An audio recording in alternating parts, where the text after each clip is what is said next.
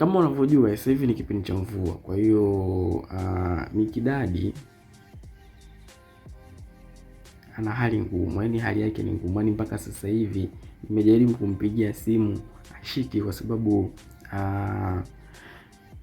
hali ya nyumbani kwao mimi ninavyojua maisha yao najua, umeona, yaani wako bondeni, nyumba yao iko bondeni, yaani in fact kwa sasa hivi ukitaka kwenda inabidi utumike, yaani upande hata kitu ambacho kinaelea, yaani upande hata dumu au boti, au utafute kitu ambacho kimekaa kama mtumbwi hivi huu, ili uweze kwenda kama umesahau kitu kule ndani, au kuna kitu labda unataka kufanya, unajua.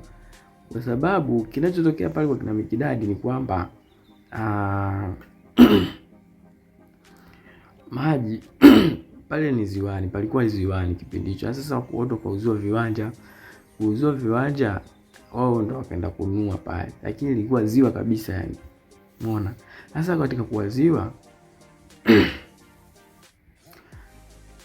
wamejenga watu wengi sana pale ziwani, lakini muda wote wa kiangazi na nini kunakuwa na majani fulani hivi, yaani kunakuwa na maji, yaani kiasi kwamba wanalima vitu labda kama nyanya, mboga sijui nini, unajua yaani sehemu ambayo unaona kabisa kuna hali ya umaji, umeona. Kwa hiyo mvua inapokuja sasa pale faster tu, yaani ukichungulia tu hivyo kina Mikidadi, mvua imenyesha nusu saa, ukichungulia tu kwa kina Mikidadi, maana jirani yetu tu hapo, okay, toa tu kichwa nje hivi unaona tayari maji yanapita madirishani, yaani maji yanacheka kama mazuri, maji yanapita kwenye madirisha ya kina Mikidadi.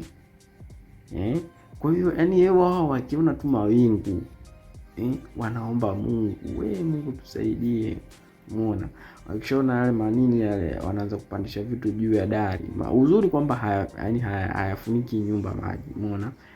Sio bondeni sana, lakini ni sehemu ambayo logistics zake za miundombinu yake tuseme haiko rafiki sana kwa katika kuelekeza maji sehemu ambazo zina mitaro na nini na vitu vingine. Kwa hiyo unakuta maji yanapita pale kwao, yaani yanaingia na kusanyika, afu yana nini, yanapita zake madirishani, yanaondoka zake. Kwa kweli hapana. Watu ambao wapo kwenye mabonde sasa hivi ni hali ni ngumu shoti, kwa yaani tuseme kwa hizi mvua zinazoendelea kunyesha hali inakuwa ni ngumu sana. Kwa inabidi waombe hifadhi sehemu baadaye hivyo, yani na